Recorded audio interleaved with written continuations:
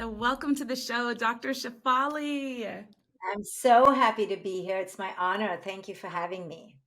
It is such an honor to have you here, and I have so much to talk to you about. First, I would just like to say your first book, The Conscious Parent, it was released in 2010. I think I found it right around that time in 2011. And it is something, and I found that book nearly 10 years before I ever had children. And I read it, and it is something that set me even deeper on my journey and helped me to understand what exactly I needed to heal. I had been on the path for quite a while, but I didn't understand the link about childhood experiences and how much it informs our adult life and shapes everything about our patterns. And from reading that book, even as a person who was nowhere near being a parent, it started me on that reparenting journey and that ability to really meet that little me inside and love her and grow her. And so I just want to root this conversation first in saying, I am so grateful for your work. I'm so grateful for your existence. Thank you. Oh, you're such a light. And for those who are listening and can't see her, she has this amazing light about her. So thank you for having me and for honoring the work and being an ambassador. You know, every mother who reads The Conscious Parent and my other books becomes the spokesperson for this movement. I can't do it all. I wrote the book, and of course, I have an institute and I am constantly teaching around the world, but it's moms like you and voices like you that can take this forward. So I appreciate that. And you know what I love so much about, some of that root work, especially in your first book, we're in this age now where, the paradigm is shifting in multiple facets of our experience. And parenting is coming to the forefront in a way that it never has, and our childhoods are coming to the forefront. And ancestral healing. We are now just starting to really have these expansive conversations about intergenerational trauma, about lineage healing. And it's such a big piece of the work I do and in this show, especially as it relates to the BIPOC community. So I would just love your thoughts on why is it so important to understand early childhood development? How important is that for a spiritual journey? Yeah, I mean, sadly, it is the linchpin. And it's why do I say sadly? Is because most of us were abducted in our childhoods by the unconscious Mm. territorialism and terrorism of our unconscious parents who were abducted in their childhood. So, culture is largely unconscious. Culture is highly marauding, pillaging, and devouring of the essence. And the reason culture has become like this, including our parents, they fall into that culture. So, our childhoods were largely raised by in an ambiance of unconsciousness. But the reason why culture is so hard for a child's soul is because it's become so obsessed with all the things that actually are anti-child, right? Children thrive in the being. Children thrive in the now. Children Mm. thrive in the flow of big emotions and simplicity and stillness. None of that is accentuated by culture, by modern culture. So, modern culture sees a child as a product on a road race to adulthood, and Mm. they must collect stones for happiness and success as if these are little things they can put in a bag from the external world. So we give completely wrong messages to our children. Never mind the messages around racism, around anti-sexuality, around anti-diversity, anti-equity. I mean, it's like so rampant with all the wrong messages for a healthy, thriving soul of a child. So then we, as children, just absorb all this toxicity, and by the time we're 10 years old, it's over. It's like game over, because now your primary voice that's in your tape, in your mental tape, is negativity, self loathing, criticism, shame, and guilt. So you're 11 years old and you're already, got to do therapy for the next 30 years now to undo those 10 years. So, yes, if you are on a spiritual path, what needs to be done is take your childhood messaging very seriously and Mm, undergo severe deconstruction. And it's really hard. You know why? And you may know this is because what you learned in childhood you now keep repeating. So now you go deeper and deeper and deeper, and you can't tell the difference. Like I had a session with a client, many clients who come to me and they want that eternal validation. We're all looking to be seen. We're all looking for mommy and daddy. So they look for it in their therapist, or they look for it in their children, they look for it in their partner. So now they are in the pattern of looking for it, and the more you look for it, the more you're not going to get it, because your pattern is to not get it, right? So you keep burying yourself. So this client came to me and was talking about her like seventh relationship, where again she's being invalidated, but she doesn't see how she sets it up to be invalidated, because that's the pattern. So it's so tragic, but then one day, we can finally wake up and realize that the love we were looking for all along was the love inside, right? So, mm. So full body chills and everything that you said. And I know this is resonating so deeply with the listeners right now, because that is a piece that I think most people just want to bypass completely. It's like, mm, no, why do I need to think about younger me? I had to mm, spend 2 years looking at a photo of a younger version of me to finally open my heart to really explore that. You mm, have to witness yourself and you have to see yourself as that version. And mm, it's so challenging. And much to what you said, you then create these self-fulfilling prophecies. The patterns mm, repeat as needed. These self-fulfilling prophecies of continuing to go down the same road and not receive what you're really worthy of, that you never had a chance to know about yourself at a younger mm, age. mm. And then it Exactly. goes. It's so hard Mhm. to connect. It's so Yeah. hard to connect to that vulnerable piece and that broken piece.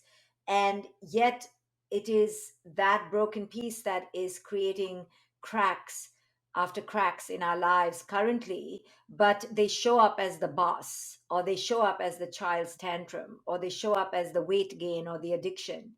So we can't realize that, we're so externally focused, we get distracted thinking it's him or her or that or it, but it's really the broken little piece inside us. And it's so hard to make that connection, but that's what awakening is to realize that the driver of our co-creation is the driver within. That's the Mm, epiphany of awakening. mm, And I can't wait to talk about your latest book, Radical Awakening.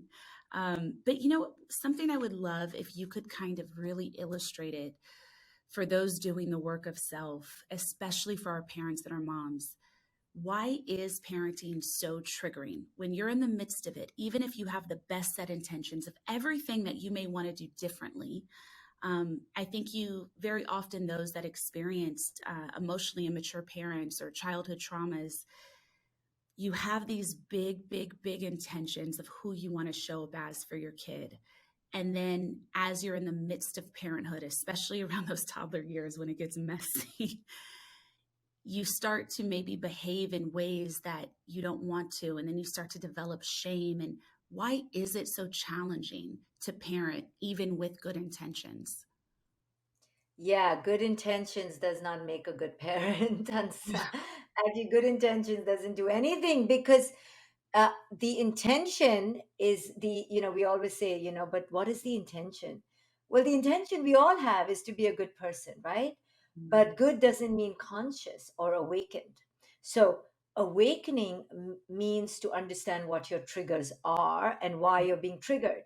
So our children are going to trigger us because of our inner landscape. So children in particular are extremely triggering for us parents, because they in many ways cannot be controlled.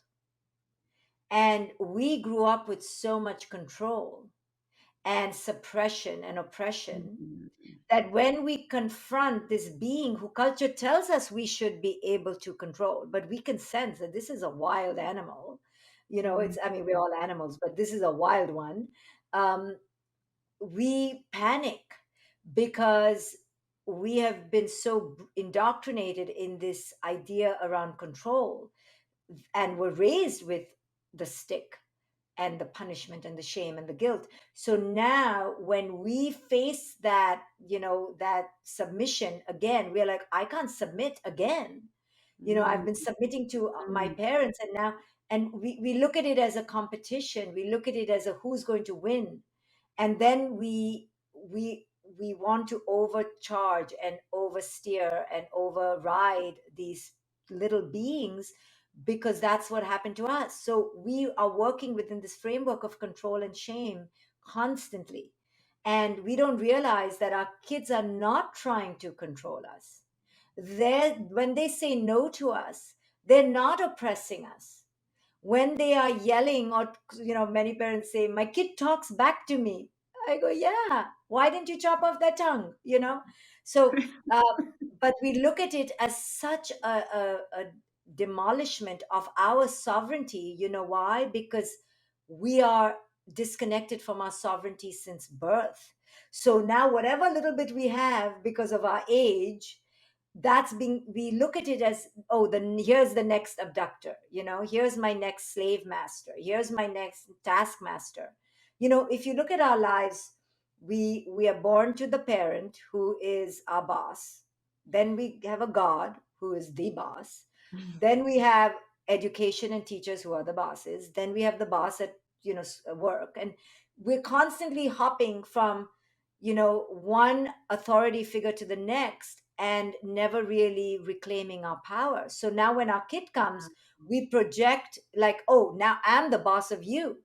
But then when we sense that this essence is so uncontrollable, we can't take it. We just cannot take it, because we're already operating from such little sovereignty. Mm. Wow. But our poor kids, they're not trying to boss us. They have no interest in dominating us or domineering us. They just want to be big and safe and free. But that's a threat to us, right? Big, safe, and free is a threat to the Mm. modern patriarchy and all of us who live in it.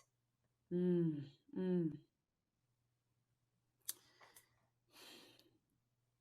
Why is it so important to see your child as their own authentic being outside of you and outside of the role they play in your family system? And what is the thought process behind a child as their own person, not in that hierarchy of age? Yeah, the reason why it's important to see our kids as autonomous and sovereign is because they are. That is their nature. They are biologically connected to us, but in psychological, spiritual terms, they are their own. And we mix this up. Just because they're biologically coming from our genes doesn't mean ownership and control. And when we as parents, as humans, celebrate our own autonomy and sovereignty, and we truly have arrived at that place where we feel sovereign, we will protect the sovereignty of our children. you know then the lioness will come out. Then when the teacher encroaches on our child, or the pedophile snatches our children's innocence, or the partner trespasses their sacred boundaries, we will roar. But we will not roar if that's what we think is normal, because that's what happened to us. So it's only when we, and I say we women especially, reclaim our own power, will we protect our children. Mm, mm, mm. Speaking of women reclaiming power, your latest book, Radical Awakening, is speaking to just that. We're having a moment as women, to say the least. I feel the first time in human history, we are really reclaiming the matriarchy. We are able to come into sovereignty and we're speaking our truths at a very high level. And I know in this moment in time, with everything that happened with Roe versus Wade, and it seems like so much is being taken from us, but I feel that we are in a very, very special time of reclaiming our power on a global level. Can you speak to that? What is so important about this moment, especially as it relates to women and women owning who they are, healing their experiences, and coming into this ascended position?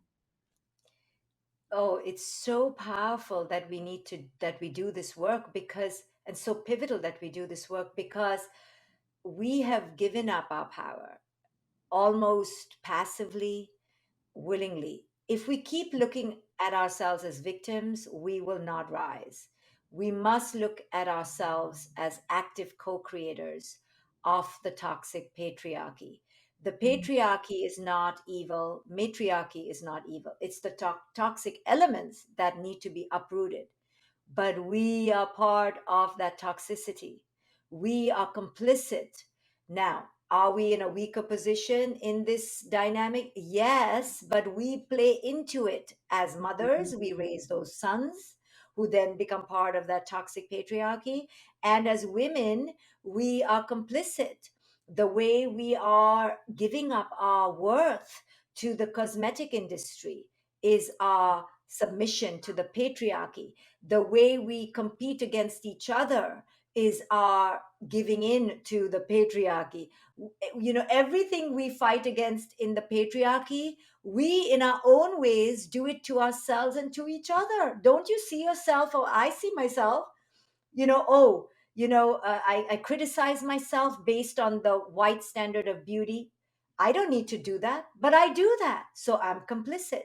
I get insecure around, I don't, but I remember in my 30s being insecure around women. I had to work hard to celebrate other women and not see them as my competition. Why was I seeing them as my competition? Because the modern patriarchy has encouraged that, and we have played our role. So we need to support each other. We need to support ourselves. We need to not go anti aging. We need to go pro aging. We need to go pro self worth, pro women. We need to be pro each other, like you are doing with me, and I see in you. I see a sister when I look at you. I'm like thinking already, how can I honor you? She's so beautiful. How can I support her? I'm immediately inspired by your light. I love your light, and I want to support women who have light. And every woman has light. So we have to support each other. When we are bonded and connected and we're together, there is no threat on the outside.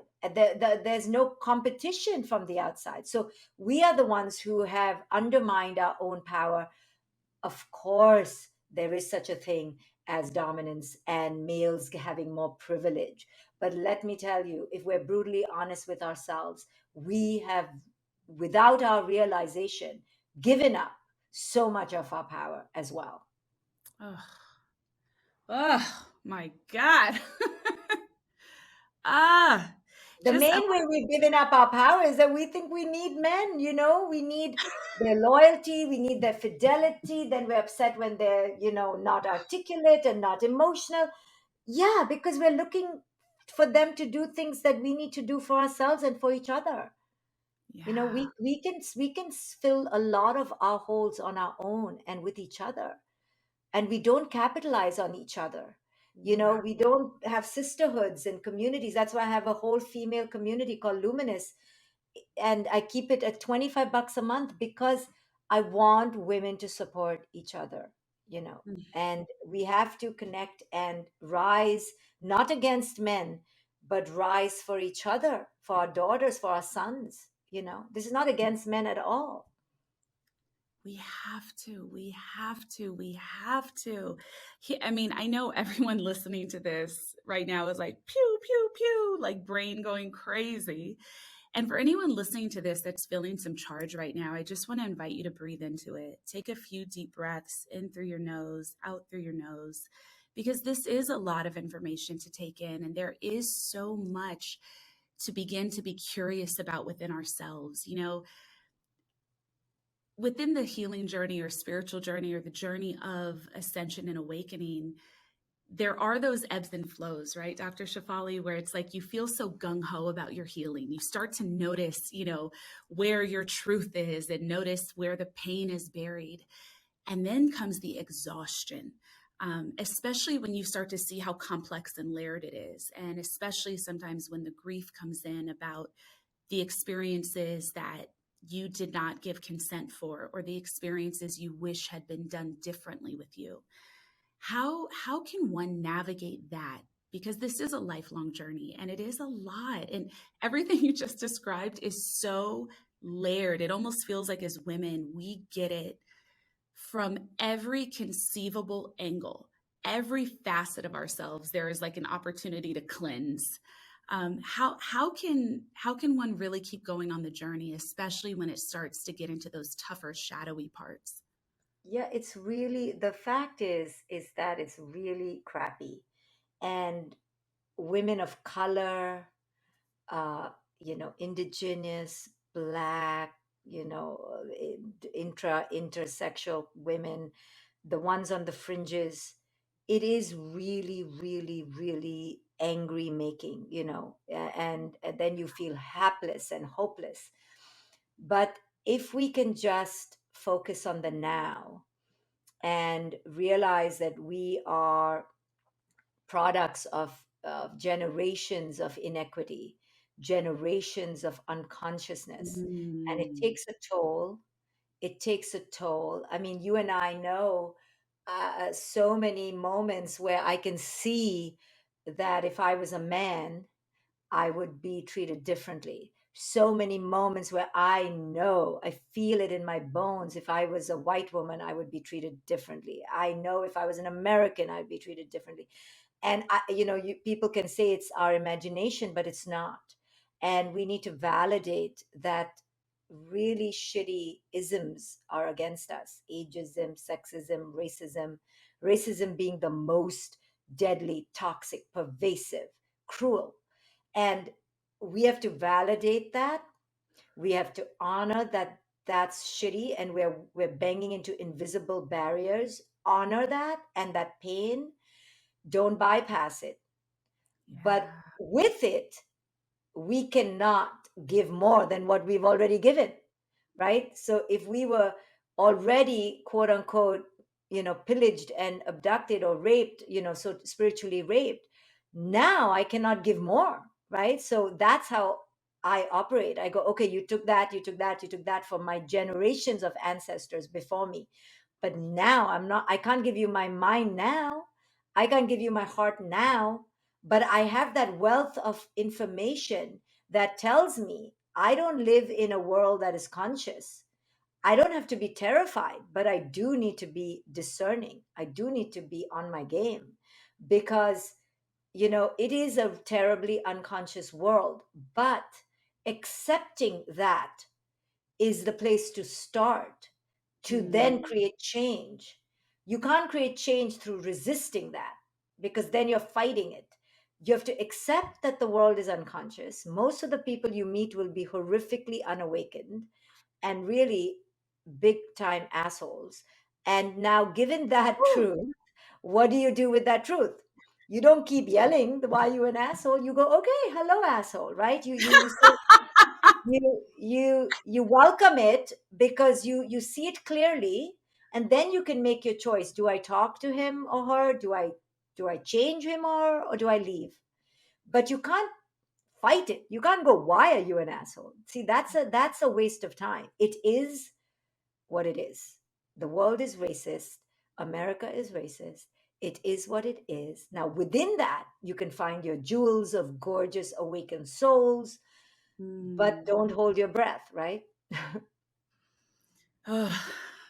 I think more are coming on board and online now, probably than ever. Something I think about a lot, Dr. Shafali, is like if I was alive 200 years ago, I wouldn't have lasted Yeah. because there would have been no one to talk to. And you would have been walking around just trying to preserve.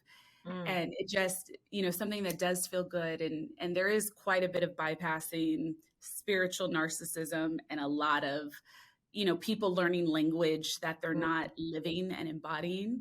mm, But even in that, mm, there are those gorgeous moments where you can sink your teeth into true mhm, joy and mhm. use energy to sustain you through all the Yeah. other bullshit. Yeah. Yep. Yep. Yep. And that is the power of abundance and gratitude, surrender and presence. We always have that. People don't make our experiences. Our relationship with our experience makes our life, right? So if we remove the people from the spotlight and take and just literally start to create boundaries from toxic people, then the relationship we have with our present moment comes into the highlight. And sadly, many of us have given up that relationship with our present moment and replaced it with people. And as long as you replace your own connection to your own present moment with people, you are now surrendering to their unconsciousness, right? So you have to, people are like number five on your list. People always say my relationships, and I always clarify because they think it just means people, because that's how we're conditioned. Relationships are not Mm, people. First, you have to have a relationship with yourself. Then you have to have a relationship with your present moment. Then you have to have a relationship with the sky and earth and nature. Those are three good, strong relationships. Then you may have it with some God. Okay, four. First, you have relationships with the formless. Then you bring in some form and start with children because that you mm. have to have. And Ah. then optional are some adults, right? So if optional adults are number six on your list, you have a big buffer. But you know what we do? We put the optional adult assholes number one. So then we're miserable. Oh my God, that was just the most gorgeous way I've ever heard. Really, the importance of boundaries and how to have them. It's like also understand you can have relationships with so many things about your existence. God, that was Right. gorgeous. Right. People are not, people should not be number one, but we don't even know what that means, right? We've been told Yeah. relationships are with people, and that's the problem. You can have dogs, and I mean, there's so much life that is a beautiful dance, but Mm, because we're looking for mommy and daddy, we think that that is found in humans, in mm, form-based males and females, but we don't realize that those males and females are struggling. They're really having a hard time. They don't mean to be the way they are. They're like you. I say all of us are beggars begging for validation. Just because we wear Gucci or drive a Porsche doesn't mean we're not little children. And that's the problem. We don't realize underneath it all, we're all just hungry children. hungry, hungry, hungry children for a love that is always talked about in a grand way, but Mhm. feels so hard to be felt or is rarely felt. Wow. Yes, and that's Wow. our only purpose here on earth, is to come back to self-love. I mean, it's so simple, but look how hard it is, right? Yeah. We have to go to Mars, we have to go deep down and under the ocean, mess up the ocean, you know, because we're looking for love. Looking for love, and we are love. Hmm. I would love to talk about your event that is coming October 21st to 24th, Evolve 2022, your 3-day summit. Please share with me about this epic experience. Thank you. So, because I was missing a tribe and a community in my own life, I created this summit, this gathering called Evolve. It's in October this year, after 3 years of in lockdown. Finally, we've opened up again.